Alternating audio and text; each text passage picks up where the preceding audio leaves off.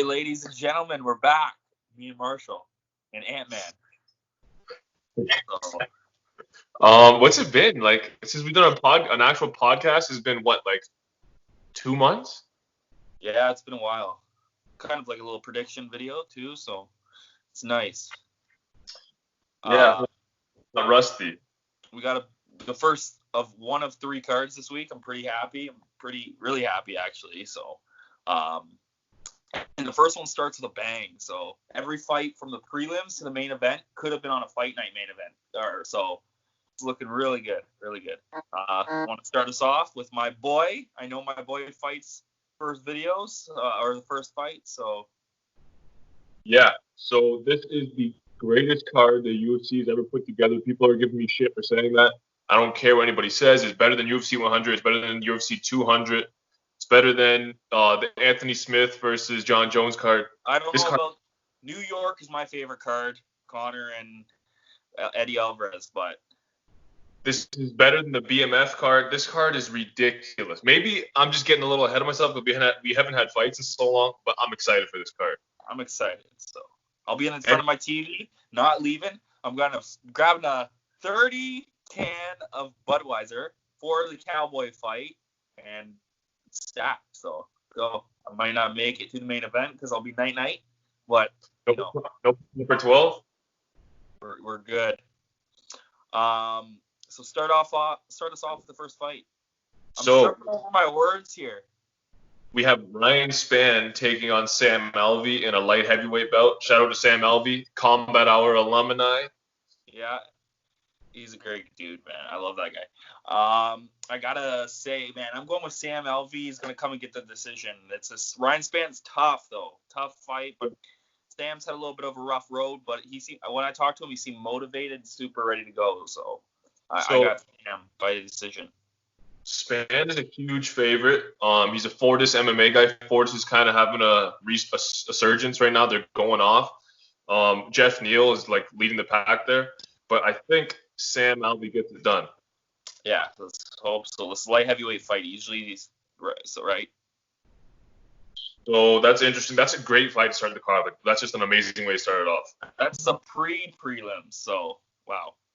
What do we got next? Then we have Bryce Mitchell taking on Charles Rosa. Bryce Mitchell's a slight favorite. Okay, I do have Charles Rosa by submission, actually. Really? Yeah. I'm going to take Bryce Mitchell on that one. All right. I'm not so sure. I think I'm going to say decision. I think he'll take that one via decision. Okay. Carla Esparza is taking on the karate hottie Michelle Waterson. And that's a prelim? That's a pre-prelim. Bro, and Esparza is my favorite. Esparza should grind her out for a decision. They're both smaller, but Esparza's wrestling is just going to outdo her. What do you want to bet on that? I'll put $20 on it. Okay, done. Put your elbow up. Got you. Right. You've seen that. I'm going to trim this video and put that on my Instagram that we have a bet. So there's a good chance Michelle Waterson knocks her out with a head kick, but I'm going to take unanimous decision, Michelle Waterson. Okay. And start us off, I think we got Uriah Hall versus Ronaldo Souza. Madness. What a fight that is. Man, I'm really leaning towards Uriah Hall. He's going to get dominated for the first 2 rounds, do a comeback, and kick this guy right in the head. Souza coming back down to middleweight might hurt him a little bit. He's already had gas tank problems. He's over 40 now. But it depends what Uriah Hall shows up. We know what we're getting with Jacare. He's consistent. He's always going to be a fast starter. I'm going to take Jacare to win the first 2 rounds and win a unanimous decision. I'd like to see Uriah Hall with a knockout in the 3rd round. And one of the most intriguing fights on the card, just because it's going to be really weird, is Fabricio Werdum versus Alexei Oleinik. 2 jiu-jitsu artists. So I'm going to go with Werdum. I think they're both old now. Alexei's already got that Dr. Phil almost going on. He doesn't want to be in there. He was talking about retirement. At least Werdum's an elite heavyweight. I got Werdum getting back in the win column. 1st round submission. See, I'm going completely opposite. Alexi's been consistent. He's just coming off of a win. He's on a win streak, I think, right now.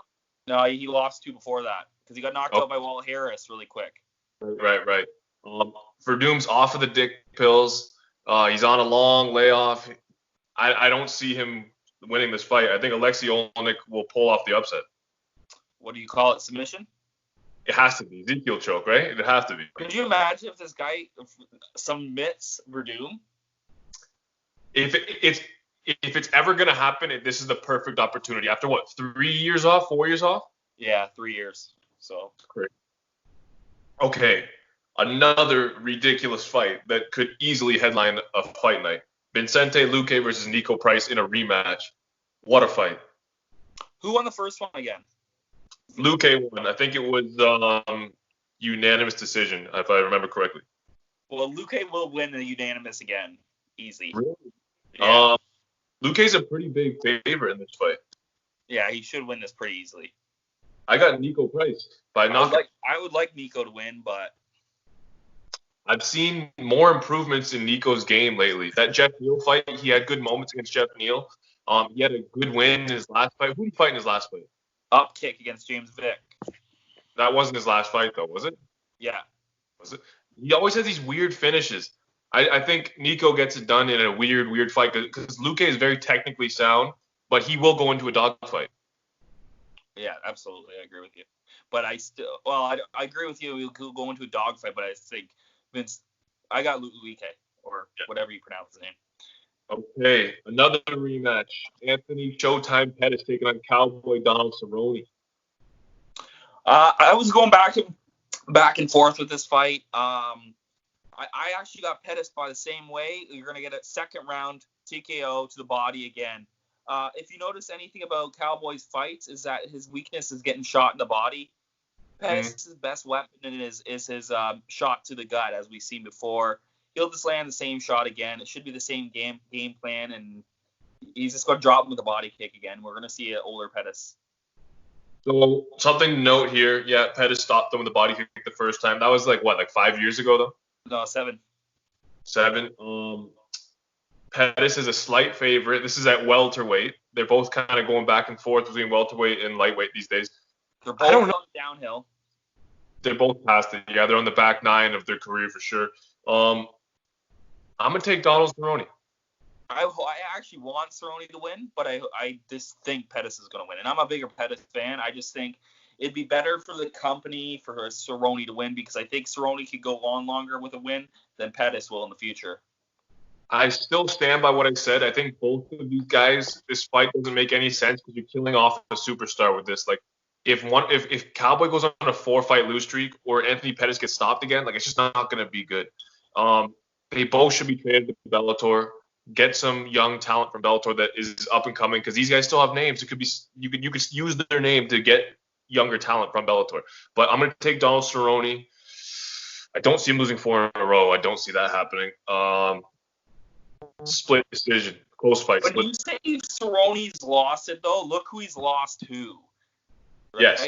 So he's lost to the cream of the crop. Like, those are 3 hard fights. So we don't know if he's bad because a year and a half ago, he kicked the shit out of Hernandez in Alaquintai. So is he? We don't know.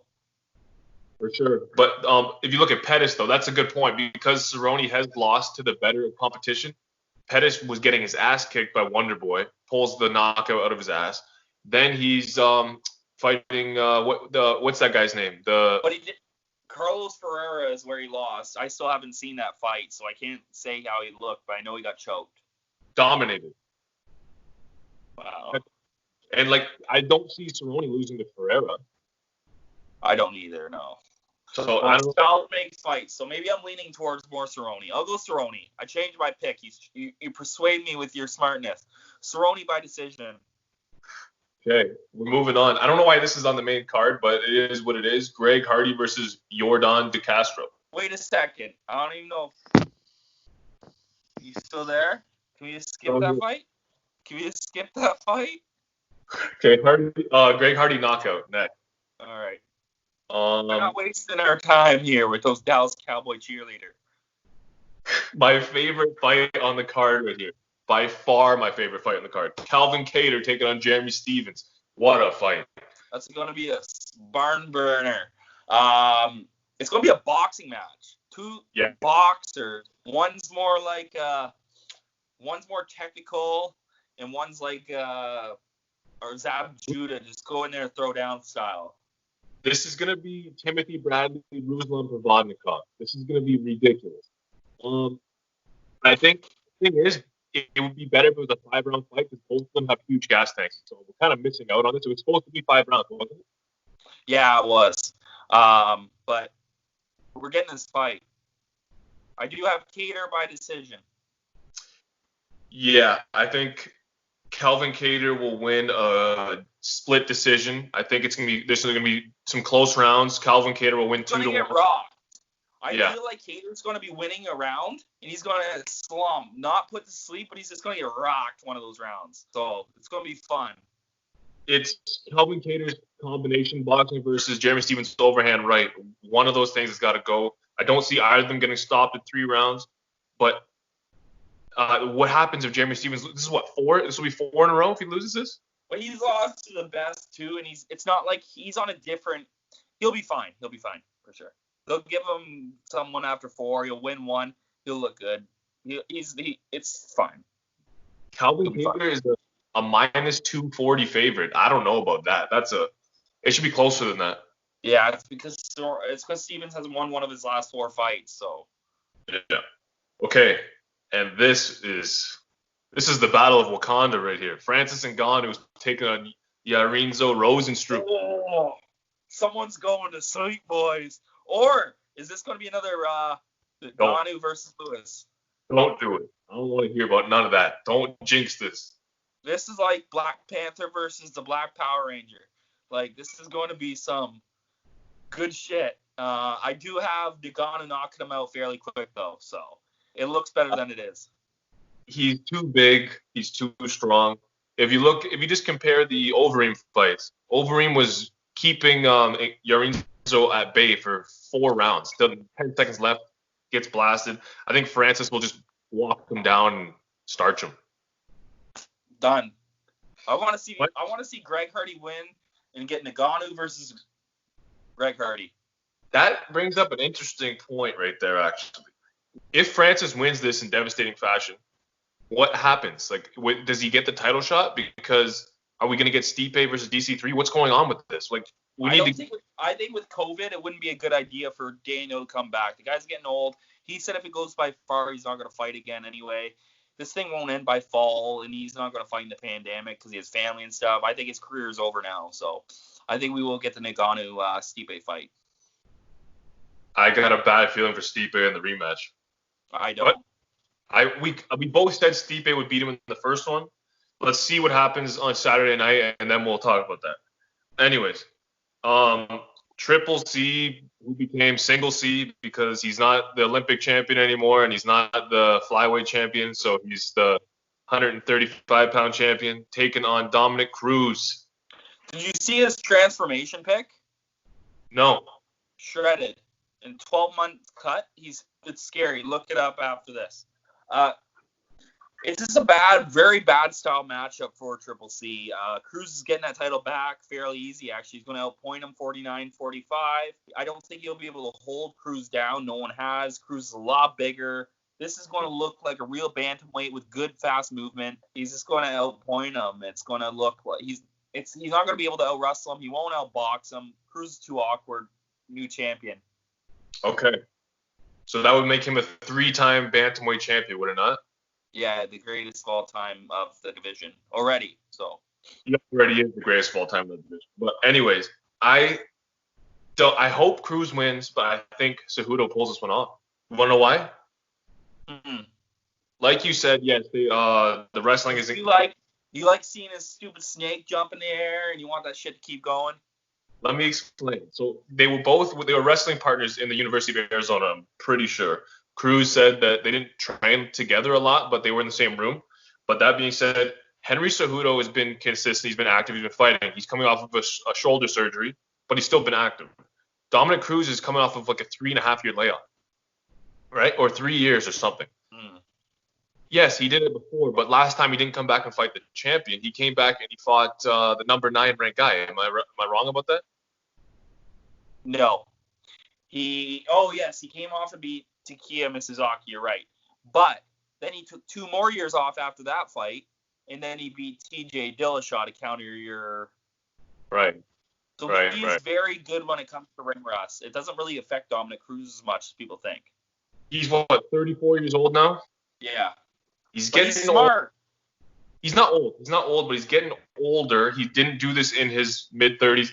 I think the layoff is going to affect him. I think Henry Cejudo gets it done, but I'm pulling for Dominic Cruz. The Dominator. Let's talk about this main event. Okay, who do you think the favorite is? Tony definitely would be the favorite.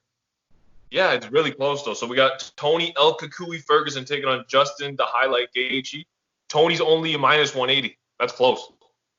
I'll be putting $50 on Gaethje. I might even put another $20 for second round knockout. Please explain to me now why you think that. I just think Tony is he's getting older, but he's a bad. If someone has a very hard power, hits really hard.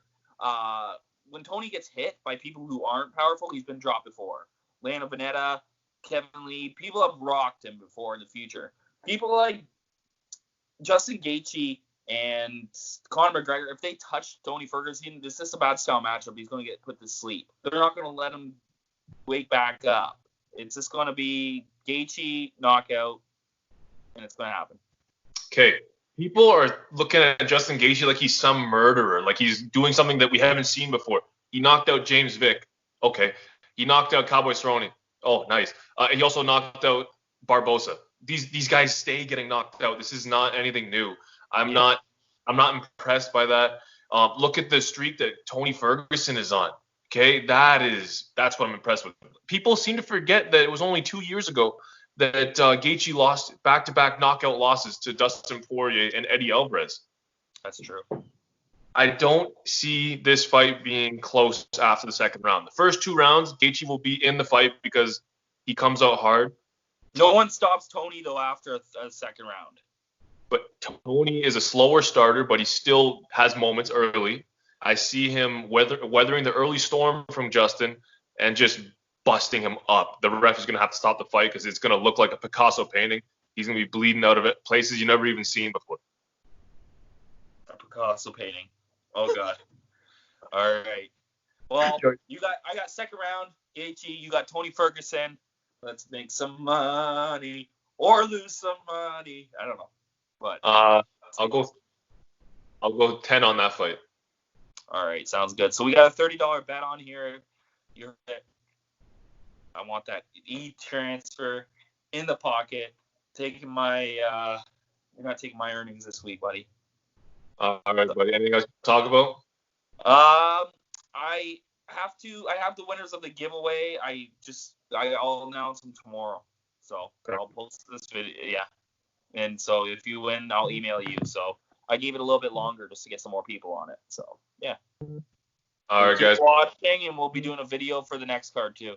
All right, we're out.